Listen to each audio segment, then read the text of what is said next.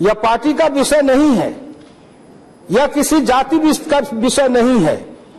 रामविलास पासवान जी बैठे हुए हैं, हम तो उस राजनीति से आए हैं उपाध्यक्ष महोदय, ये लड़ते लड़ते लड़ते लड़ते कितने डंटे खाए हैं, और आज भी जब पूर्वा हवा चलती है तो इनके लाठी के डंटे की चोट से जब दर्द होने लगती है तो मुझे एहसास होता है आखिर क्यों, आखिर हमारे साथ हमारे साथी, आज भी वो समाजवादी साथी मर गए लेकिन कुछ जिंदे हैं, मैं नाम नहीं लेना चाहूंगा। सामाजिक क्रांति के कारण गए थे तो उनको पकड़ के घर में बंद कर दिया गया था और कहा गया था कि इनको जिंदा जला दो।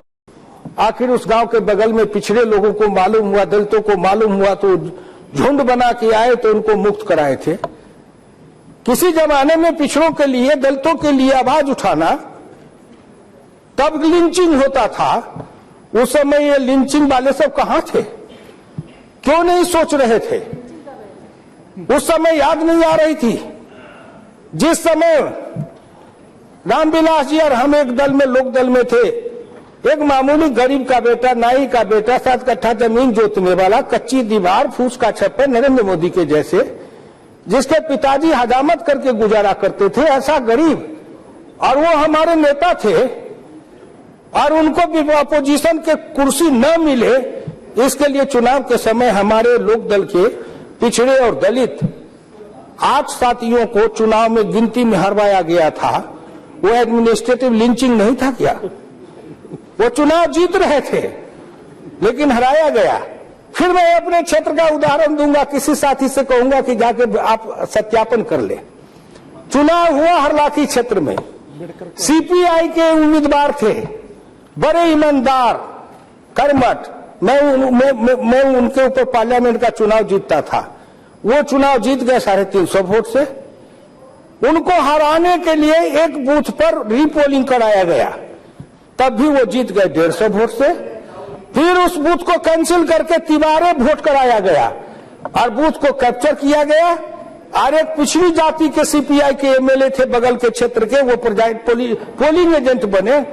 उनको कुत्ते के जैसे घसीट करके लाके उपाध्यक्ष महोदय पीट पीट करके उनके दांत को तोड़ दिया, जो जीवन भर उनके दांत टूटे हुए रहे। क्या ये उस समय इसको क्या कहेंगे? मॉब के द्वारा बूथ पर से अधिकार को छीनना, पिछड़े और दलित को मार मार के बूथ पर से भगाना, उनकी औरतों का इज्जत लूटवाना, ये क्या लिंचिंग नहीं था? अपने तन का मरम न जाने मानुक मन मुड़वाना है, जरा अपने आईना में झांको, या आपने क्या क्या नहीं किया है इस देश के साथ। मैं केवल सीधे जानना चाहता हूं, कहीं भी कुछ है, मैंने नरेंद्र मोदी जी को धन्यवाद देना चाहता हूं कि वो आज इस सारी समस्याओं के समाधान के लिए लड़ रहे हैं।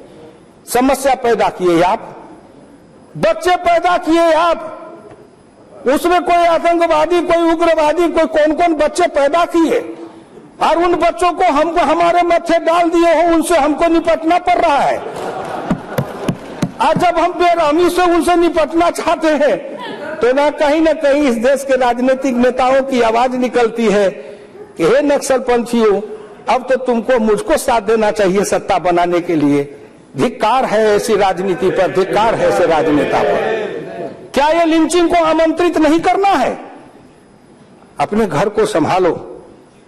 अध्यक्ष महोदय, उपाध्यक्ष महोदय, इस देश का सौभाग्य था कि एक गरीब का बेटा, पिछड़ा का बेटा, देश के लोगों ने एक बार प्रधानमंत्री बना के कुर्सी पर बैठाया। आज भी हिंदुस्तान के सामंतवादी बड़े लोग हैं जिनको ये बर्दाश्त नहीं है।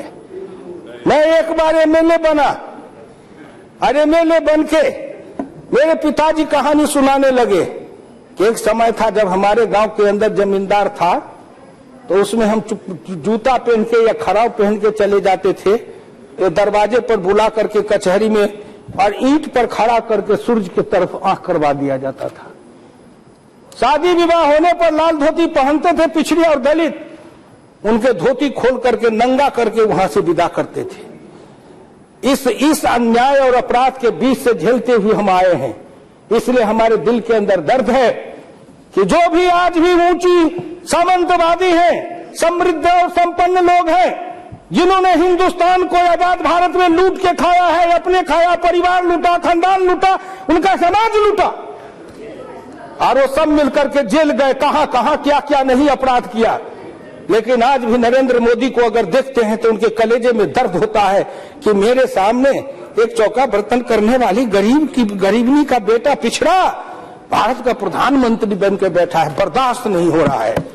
लोकतंत्र कहता है बर्दाश्त करना सीखो, हमें क्षमता है, योग्यता है, तब मुझको दिया। मेरी बात बहुत लोग नहीं समझ पाएंगे। सीपीएम में भी करुणाकरण जी और डॉक्टर ए संपत पिछड़े वर्ग के हैं, लेकिन उनकी ट्रेनिंग कुछ और हुई है, मेरी ट्रेनिंग कुछ और हुई है। आपने केवल आर्थिक विषमता के लिए लड़ते रहे। डॉक्टर लोहिया ने कहा आर्थिक विषमता और सामाजिक विषमता दोनों को साथ साथ लड़ना पड़ेगा। अगर इस देश के साम्यवादी आर्थिक विषमता के साथ साथ सामाजिक विषमता की भी लड़ाई लड़ रहे होते तो आज उनकी ये दुर्गति नहीं होती।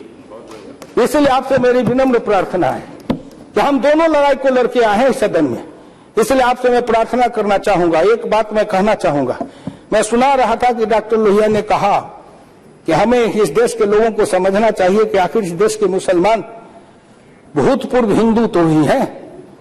इस देश के मुसलमानों को भी समझना चाहिए कि आखिर उनके पूर्वज हिंदू ही तो थे। जब उनके पूर्वज हिंदू थे तो उनके पूर्वज का राम उनका था, कृष्ण उनका था, काली उनकी थी, दुर्गा उनकी थी, देवी उनके थे, देवता उनके थे, हिंदुस्तान की सभ्यता संस्कृति उनकी थी। वो किसी कारणवश अगर मुसलमान हो गए तो अगर उनके पूर्वज अगर हिंदू थे तो उनको भी उसके प्रति मन में सम्मान का भाव रखना चाहिए, क्यों? क्योंकि वो भी उनकी बात है, ये भी उनकी बात है, ये सच्चाई है, ये सच्चाई है।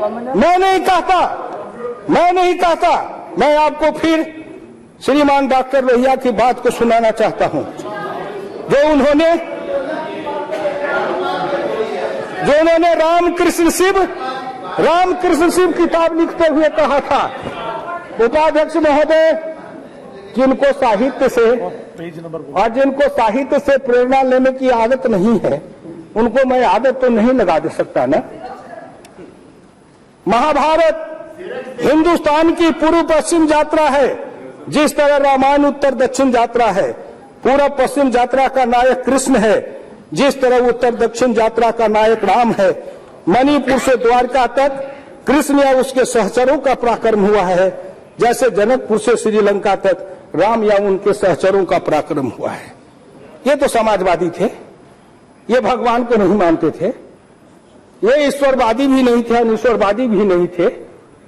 उन्होंने ये किताब रामकृष्ण शिव किताब लिखी और आखिर में किताब लिखते हुए अंत में अगर कुछ मांगते हैं भारत माता से तो कहते हैं मैं कोई इलाज सुझाने की धृष्टता नहीं करूंगा, मैं केवल इतना कहूंगा, ए भारत माता, हमें शिव का मस्तिष्क दो, कृष्ण का हृदय दो तथा राम का कर्म और वचन दो। हमें असीम मस्तिष्क उन्मुक्त हृदय के साथ जीवन की मर्यादा से रचो। ये कोई मैं नहीं कह रहा हूं, ये डॉक्टर लोहिया ने कहा। दादा, आपके लिए वंडरफुल होना न हो, लेकिन हिंदुस्तान के करोड़ों गरीब पिछड़े सुन रहे हैं, उनके लिए हुकुमदेव नारायण का भाषण मोस्ट वंडरफुल है, वंडरफुल देन वंडरफुल है, क्योंकि सबकी अपनी अपनी भाव है, अपनी अपनी भावना है। मुझे किसी का सर्टिफिकेट नहीं चाहिए दादा, न मैं किसी मुख्यमंत्री का नाम गिना गिना के सर्टिफिकेट लेता हूँ, न किसी दीदी दादा का नाम सुना के सर्टिफिकेट लेता हूँ। मैं तो अपनी राग सुनाता हूँ। और अपनी बात समाप्त करते हुए मैं कहूंगा कि मैं गीत सुनाने आया हूँ, हिंदुस्तान के करोड़ों गरीबों का गीत सुनाने आया हूँ। 58 वर्ष के जिंदगी में मेरे साथी मुलायम सिंह बैठे हैं, इनको नहीं मालूम है कि किस राज्य में इनका नाम भी इनकाउंटर के लिस्ट में लिख दिया गया था। उनको मालूम है। और इनकाउंटर में नाम लिखाने वाले कौन थे? क्या मुलायम सिंह डाकू थे, शैतान थे? इनका नाम इनकाउंटर में ऐसा नहीं, इस तरह 2200 पिछड़ी जाति के और खासकर उसमें यादव के नौजवान थे, क्योंकि यादव कांग्रेस का उत्तर प्रदेश में विरोध का करने वाले की नींव की ईंट बना हुआ था। 2200 पिछड़ी जातियों और खास करके यादव जवान जिनकी छाती चौड़ी थी उनका इनकाउंटर कर दिया गया था। क्या वो कौन लिंचिंग था? स्टेट लिंचिंग था। राज किसका था? इसलिए मैं जब खोदता हूं तो मेरे उघाव के जब ऊपर से उखड़ते हैं तो बड़े ही मवाद बहने लगते हैं साहब। रिश्ता है तो बहुत दर्द होता है। इसलिए मैं देश के करोड़ों गांव गरीब किसान मजदूरों से, हिंदू मुसलमान सिख ईसाई सभी से कहना चाहता हूं, बारी बारी से लड़ाए हो, बारी बारी से सबको पिछवाए हो, बारी बारी से उसमें उग्रवादी नेता पैदा करवाए हो और बारी बारी से फिर उसके नाम पर उस जात का नरसंहार भी करवाए हो। इतने लिंचिंग और क्या क्या करने वाले जिसको कहते हैं महानरसंहार होता रहा। आज नरेंद्र मोदी उस सब से लड़ना चाहते हैं। मैं देश के करोड़ों किसानों, नौजवानों, गरीबों, पिछड़े दलितों, शोषितों, वंचितों, हुकुम दो नारायण यादव तुम्हारे लिए लड़ते आया है, आज भी लड़ रहा है। मैं मानता हूं एक समाजवादी डॉक्टर लोहिया का शिष्य होने के नाते हमारे लड़ने का सबसे उचित फोरम यही है, नरेंद्र मोदी के नेतृत्व में और भारतीय जनता पार्टी के फोरम से ही मैं उस संघर्ष को लड़ रहा हूं और देश के लोगों को जगा रहा हूं। आओ, आर्थिक आजादी, सांस्कृतिक आजादी, धार्मिक आजादी, इन सभी गुलामी से मुक्त हो जाओ। हम किसी के दास भाव से किसी के साथ नहीं रहेंगे। हिंदुस्तान को स्वामी भाव का समन्वय चाहिए। अगर कोई अच्छा है तो अच्छा कहेंगे, किसी में गलती है तो गलती कहेंगे। सुधरो, सब सुधरो, लेकिन छेड़ो मत। अगर छेड़ोगे तो हम भी किसी को छोड़ेंगे मत। ये कहते हुए मैं अपनी वाणी को समाप्त करता हूं। धन्यवाद। प्रोफेसर शौकत राय।